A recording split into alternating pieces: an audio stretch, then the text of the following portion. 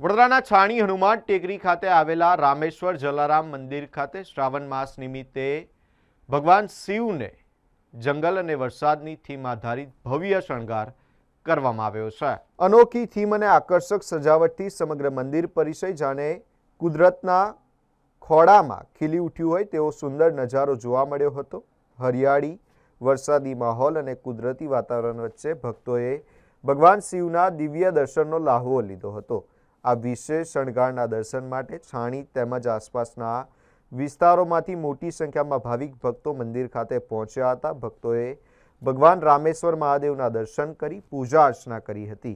ભગવાનને આ સુંદર શણગાર કરવામાં આવ્યો હતો। વરસાદ અને જંગલની થીમ આધારિત આ અનોખા શણગારને ભક્તોએ ખૂબ પસંદ કર્યો હતો।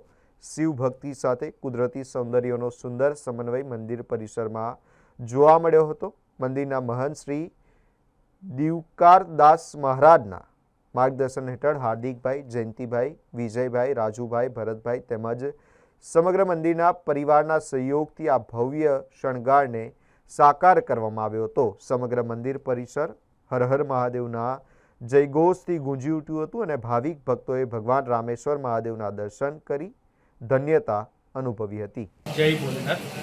આજ રોજ શ્રાવણ માસ નિમિત્તે ઘણા કાર્યક્રમ અમે વિવિધ અવનવા કરતા આવ્યા છે।